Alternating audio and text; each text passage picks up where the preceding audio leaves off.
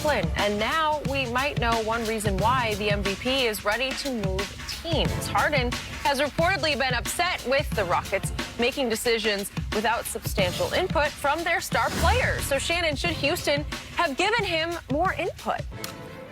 Absolutely, Skip. This is the way it is in the NBA.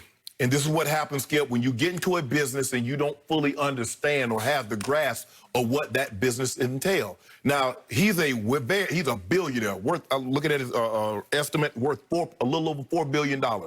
He's the owner of the largest, I think, restaurant corporation in America. We're talking about the Houston Tillman Fertitta. Yes, yes. Mm-hmm. Skip, when he's probably used to doing things, you don't ask your employees, what should I do? Should I open another restaurant? Should I get this piece of equipment here? That's not what you normally do. But when you go into the business of owning a basketball, you ask your star players, this is how, what are you thinking about this? And because he didn't do that, there are some other rumors being reported about he has his political views. That rubbed James Harden the wrong way. I can see that. And just like anything, Skip, just like when LeBron James and these other athletes, they take a risk financially. As far as you know, endorsers saying, hold on now, you know, the other side, they buy our products too. And so you have to be careful. LeBron basically, and some guys have said, I don't care. Maybe he's saying he doesn't care. Well, James Harden says, I do. Maybe that's part of it. But Skip, in today's game, I mean, the players have always, superstar players have always had a certain level of power. But it's on steroids. It's magnified times 10 now. They're running everything. Hey, what do you think about this coach? I'm thinking about hiring this coach. What do you think about him? Is this somebody you could play for? You're asking your stars. Well, we're thinking about bringing this guy on. What do you think about that? Skip, from the team trainers, I can assure you, there are very few people that's in that building that LeBron James didn't say, oh, yeah, I can do that. And also, Skip, you know what? I got a couple of boys. They're going to be around here a few. I mean, you know what? For me to get my hands on LeBron James and have him in my organization, okay, Rich, you want to pass? Here's your card to come in the building anytime. Mav, you want to pass? Randy, you want to pass? Yep. Toronto went to as far as they said, okay, Kawhi, we're going to let your fiance and the child fly on the team plane, wherever you want to go. Skip, those are the concessions that you make. Skip, you know how this works. Pat Riley said, I will not give you a, so to speak, pass on any of that. Right. And guess what? Pat Riley, hey, do it over again. You keep that LeBron. You keep those guys, Skip. And those are some of the concessions that you have to make in a situation like this. He should have run it by Jay. Because, Skip, they built the whole team around him. How you gonna build a team around a guy and then don't confer with the guy? He's like, hold on, D'Antoni gone? Amari gone? And what? Ain't nobody tell me nothing? He played it wrong, Skip. I understand you're a business and you've been successful. Just because you're successful at one business doesn't mean you're going to be successful at another business. Okay, I hear what you're saying, but I'm looking at it upside down from you. I need you to define input on draft picks, on player acquisition, you know, like free agents. Because, Skip, he sees Daryl Martin. Skip, I've never seen a general manager take out a full-paid ad and thank the player. Changed my life, he said. I've never seen that. There have been a lot of general managers they never did that. And then Mac D'Antoni, Skip, James Harden put Houston on the map. I mean, they were basically a clutch city when they won those 2 championships, had a law, then they had Yao Ming, Tracy McGrady. Back on the map. Right, had Tracy McGrady and Yao Ming.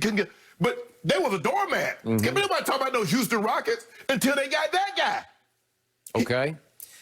So the problem with this is, the dirty little secret is that, as we've discussed before, great players don't even often make great team builders, as in great pickers of players, as in, I see that guy can play and that guy can't play. I think LeBron does have that gift. And if he ever wanted to really flex that gift and become a GM later in life, I think it would be more trouble than it was worth for him. He has bigger aspirations, but I believe he could be a team builder. Yeah, Skip, but I think the thing is that he's looking at, he's not saying, who can I play with?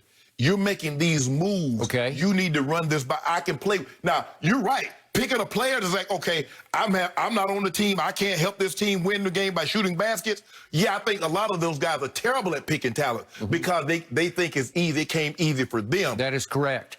Did Daryl Morey play basketball at all? No. Not a lick of basketball Maybe in 2K any or level. something. No, well, not even that. I'm talking about he was an analytics nerd from day one, and he graduated all the way up to top, and he's one of the more respected general managers. R.C. Buford. R.C. Buford was a walk-on both football and basketball player, but he didn't play at any high level in college or certainly pro basketball. Sam Presti has become like a genius in Oklahoma City, especially for acquiring draft picks, but he did not play at any high level in college or pro. We can keep going on. David Griffin, who's going to revitalize the Pelicans.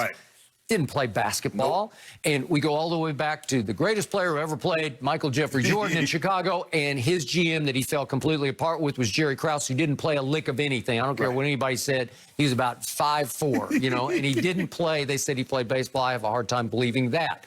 But the point is that Jerry Krause did one good thing as the GM of the Chicago Bulls. He kept saying no to Michael Jordan's suggestions about go get him, go get him. And it was often go get the guy I played with at Carolina. My friend, Al Wood. Remember Al Wood? You know, go get him. No, no, no, no, no. Okay, what have we seen? And I love Jordan to death, but I cannot defend what's happened in Charlotte. He has run their basketball operation now for 15 years. They have made the playoffs 3 times in 15 years. They have never won a single playoff series. They got swept twice in the 3 times that they've been in the playoffs, and their overall playoff record under Michael Jordan is a grand total of 3-12.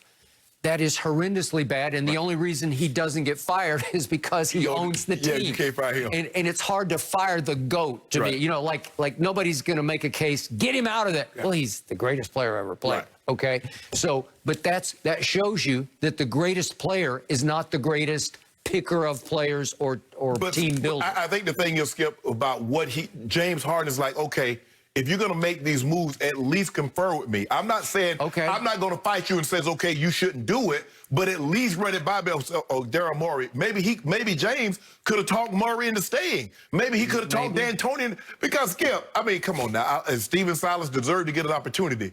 But to go from D'Antoni to Stephen Silas when you got those two guys. I read that James signed off on Stephen Silas. I don't know that Russ and James. And then they decided they weren't signing off on each other. Right? But it's, I mean, what is he supposed to say? Because you know that's going to get out. If he's a man, I can't play for that dude. It's going to get out that James Harden and Russell Westbrook said no to Stephen Silas. And why they say no to the brother? But I got you.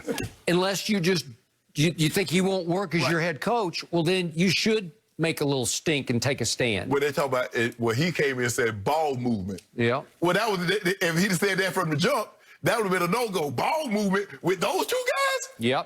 Ball magnet, what you mean? Okay, I got it. And yet I agree with your premise. In today's NBA, you better at least listen. You better solicit the input. I don't know that you need to act upon all of his suggestions, but you need to make him feel like he's in the loop, right? He's in the power loop. At least Marks is he honest about it. Oh, yeah, we ran this by Kyrie and KD about Steve Nash. Oh, we ran this about Skip. You just do it. Only Pat Riley. Pat Riley ain't running anything about anybody. Nope, he's not. He's not. But he's the only one. But he's going to make it very difficult for him to get the Kevin Durant and the LeBron James to come back because he made some concessions and maybe LeBron wanted a little bit more. And he's like, nah, I'll give you all I'm going to give you. Skip, to get Tom Brady, Tampa moves heaven and earth. What you want? You want a park where Bruce Arians park? Okay. You want Giselle to have a car slot right next to yours where Bruce? Okay. I would think so. Yes. And Arians says, no way, AB. And Tom says, way. Yes. And ultimately, Tom won. The Broncos made a lot of concessions to get Peyton Manning. And it works. Come on. Yes.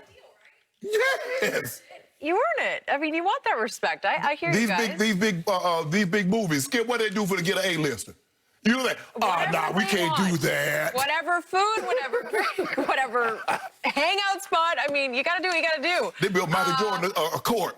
They built him a court, a full-size court, Skip. For Space Jam. Are you on LeBron or Bron had one too. He did, but he tries to get everything. There you go. See that. What are you talking about that? Unfortunately for the Cowboys, they really could, give their stars anything. But right now, they're thinking about rebuilding possibly their offense, and maybe they should move on from Ezekiel Elliott. Antonio Cromartie will join us. Let's get his thoughts after the break.